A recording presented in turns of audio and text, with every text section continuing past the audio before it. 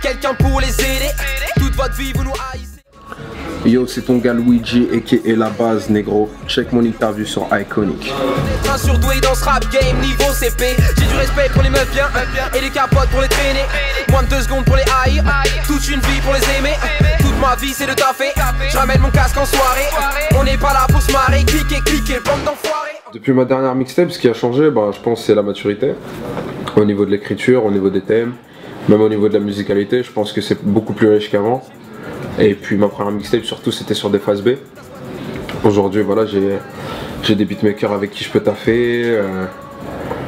C'est beaucoup plus... Je pense qu'aujourd'hui le travail il est beaucoup plus élaboré qu'avant. Et beaucoup plus professionnel, tu vois. Après il est pas... Je pense qu'on peut toujours le perfectionner, mais il est beaucoup plus abouti que la première mixtape, ça c'est clair. Une identité lyricale aussi. Parce que pour moi la qualité des textes c'est important. Enfin, que ce soit dans l'ego trip, que ce soit dans les thèmes, peu importe ce que tu veux raconter, il faut. J'essaye de toujours avoir un certain niveau lyricalement pour que ce soit un minimum intéressant, tu vois. Et puis même moi, c'est ce que j'aime écouter, tu vois, des artistes bons lyricalement, tout de suite, ça me donne envie d'écouter en général. J'ai appris à travailler dans l'ombre, sans attendre la lumière. Quand j'ai écrit le refrain des Immaculés, c'est quand j'ai appris à travailler dans l'ombre sans attendre la lumière, c'était parce que tu sais, c'était de la patience en fait. C'était de la patience. Je veux dire, rien sortir alors que tu vois, tu rappes, tu sais, t'as fait un truc derrière, t'as des mixtapes, t'as des trucs et tout. Et au final, tu mets 2 ans à sortir un projet et c'est pas par manque de travail, tu vois. C'est parce qu'à chaque fois, on voulait sortir un truc de qualité et à chaque fois, on a dû le refaire. Et il y a eu tellement d'événements, tu vois, extérieurs à la musique qui m'ont fait changer de chemin que en fait c'était interminable. Ouais. C'était interminable, donc au bout d'un moment j'attendais plus la lumière, frère. Je l'attendais plus, mec. Ça veut dire avant je travaillais tout seul.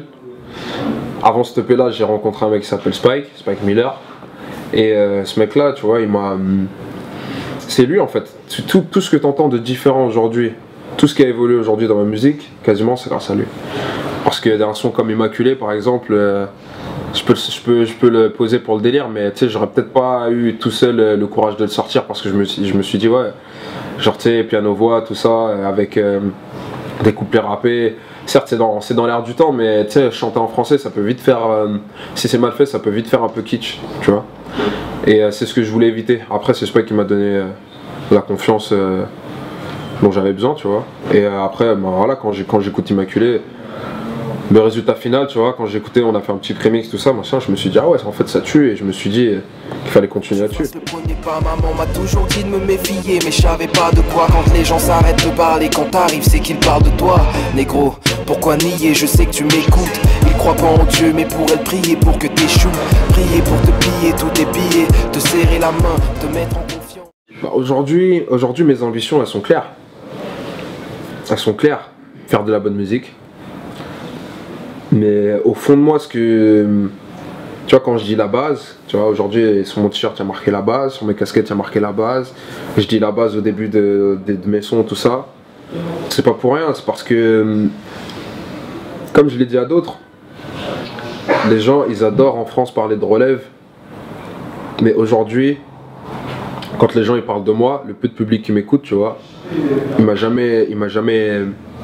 il n'y a aucun mec aujourd'hui dans mon public qui m'a dit t'es la relève de tel mec ou tel mec ou tel mec, tu vois. Et c'est ça que je trouve important à entretenir. C'est cet aspect-là en fait. Il y a des gens qui chantent et qui rappent, il y en a eu plein. Par exemple quand j'étais petit, par exemple à l'époque de la mixtape Freshness, moi je me souviens que j'écoutais beaucoup La Fouine. J'écoutais beaucoup La Fouine et c'est un mec qui savait allier le chant et le rap comme personne l'a fait en France, tu vois. Après aujourd'hui il y en a plein qui essayent de le faire, mais pour moi c'est l'un des meilleurs à ce niveau là, tu vois, du moins à l'époque. Et après en ce qui concerne Drake, Kanye, après c'est les States, hein. C'est ce qui se fait de mieux dans le genre. J'avais beaucoup saigné l'album 808 Heartbreak de Kanye parce que ça m'avait surpris, et à partir du moment où ça me surprend 90% du temps ça me plaît. Et voilà, pour comparer les deux, enfin pas pour les comparer, mais pour parler des deux, les deux je les trouve super riches musicalement. Et ça c'est quelque chose qui m'importe beaucoup. C'est dire c'est des rappeurs, mais quand t'écoutes Kanye ou Drake, t'écoutes pas un autre rappeur carré, tu vois ce que je veux dire?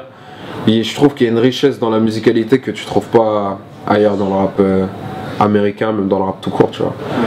Moi je me souviens quand Drake il est arrivé, ce qui m'avait impressionné c'était que c'était vraiment lui qui savait allier parfaitement le chant et le rap et enfin marier les deux sans que ce soit incohérent. Quand Kanye il est arrivé avec sa blinde de vocodeur, tu vois.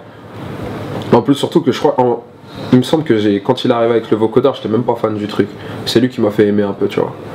Mais ouais, musicalement c'est trop intéressant, c'est trop intéressant. Et puis visuellement aussi. Kanye et Drake visuellement c'est des monstres les deux. Aujourd'hui il y a plein de rappeurs qui rappent bien, qui chantent bien, qui font des bons morceaux, mais visuellement c'est pas intéressant. C'est pas, du moins c'est pas aussi intéressant que musicalement. J'arrête pas de mytho quand on me demande comment ça va côté cœur. Si on apprend de nos erreurs, aujourd'hui je deviens professeur. 3h du mat, j'aimerais trouver le sommeil, je sais pas comment. Du coup j'écris les lignes comme elles viennent, entre deux couples et je pense. Tu peux être bon en studio et être catastrophique en concert, hein. J'en ai vu plein. J'ai été à plein de concerts, surtout ces 2 dernières années là, j'en ai fait vraiment pas mal. Et il y en a, j'ai vraiment été déçu. J'ai fait des artistes confirmés, des artistes ultra confirmés, des superstars, Jay-Z, les machins. J'ai fait des rookies aussi. Il y en a, ils sont beaucoup mieux en studio que sur scène. Pour moi, la scène, ça n'a rien à voir. Enfin, pas rien à voir, mais c'est vraiment autre chose. C'est autre chose, c'est un domaine à part. C'est quoi pour ça? C'est un domaine à part. Ça représente. Pour moi, quand tu confirmes sur scène, tu confirmes ton statut d'artiste. À part entière. Mais si tu confirmes pas sur scène, tu restes un artiste de studio. Je pense, entre deux couples et je pense, avant qu'il ne soit trop tard. Alors, si tu devais commencer un couplet en te comparant à un ours, qu'écrirais-tu?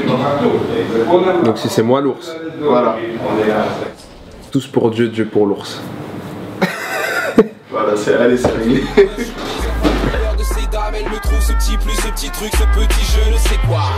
Je ne sais quoi, ce petit je ne sais quoi. Je ne sais quoi, ce petit je ne sais quoi. Je ne sais quoi, ce petit je ne sais quoi. Elle me trouve ce petit truc, ce petit je ne sais quoi.